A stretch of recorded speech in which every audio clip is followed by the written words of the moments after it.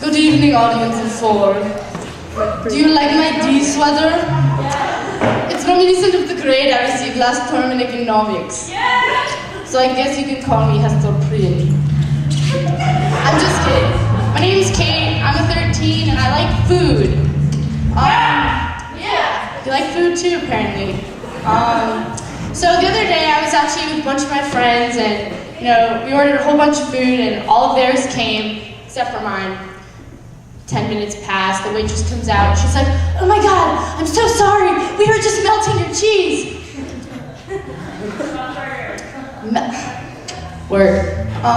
Melting my cheese? I'm sorry, isn't that part of the food cooking process? You put the burger on the grill, the cheese, and it cooks, and you bring it out to me? I mean, like, what are they doing back there? Like, situation 82, situation 82, we've got a cheese melting crisis, everybody here, now! And they're all like in the back, rubbing themselves together, trying to create some body heat, blowing on it, hoping the cheese will melt. Someone's trying to find a match. Some dishwasher's like, "Hey, don't we have a microwave?" And they're like, "Oh yeah," so they throw your food in there, it's dirty, it doesn't even cook, but then 30 seconds later, ding, it's done. Some kitchen slave runner comes out, runs out, his hair's all disheveled, he's dripping sweat, your fries are disgusting, the burger's gross, and the cheese still's not melted anyways, and he's like, I'm sorry, we were just melting your cheese, and I'm like, I'm sorry, I was just farting in your booth, I was just farting in your booth. So I went home, and I was having a heart-to-heart talk with my roommate. She's great, girl talk about unicorns and flowers. And then the guy across the hall comes in, and he's like, "Hey, Kate, I can hear everything you're saying through the vent in the ceiling, again." And I'm like, shit.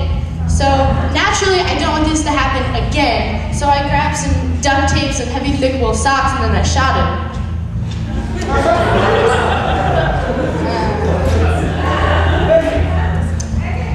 So, you ever encounter those strangers in bathrooms, the ones, they're in there and they're all awkward, they're like looking around, like trying to grab that stall in the end, run some water so no one hears them fart. Those are the same people that when they realize they're all alone, they're having a freaking party in there. They walk in, all cautious and scared, realize they're by themselves, and then whammo, it's like the 4th of July. They're walking around, picking their nose, farting in the sink, trying to see if that non-fat mocha chai latte made their ass any more huge, and then finally sashay themselves onto that handicap stall in the end, the one with the chair in there for no reason, and then lower themselves over that golden throne of a toilet, shit an elephant, and don't even care the sound it makes.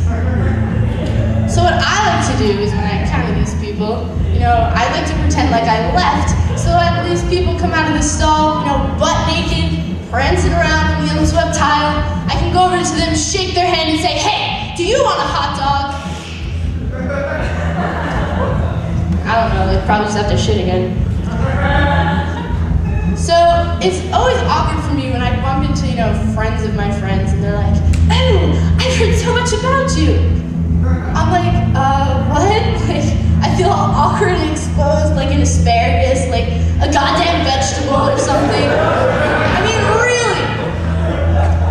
But then I realized, like, hey, maybe this isn't such a bad thing, they know a lot about me. I mean, hey, it's great, I like to vomit in public. That's awesome. It's so cool, I have the tendency to grope strangers in public. I mean, you're next. And it's awesome, I have an upper tick that makes me eat doorknobs and worms. But the worst is when you bump into your parents' friends at the grocery store or something, buying like gourds or Twizzlers, and then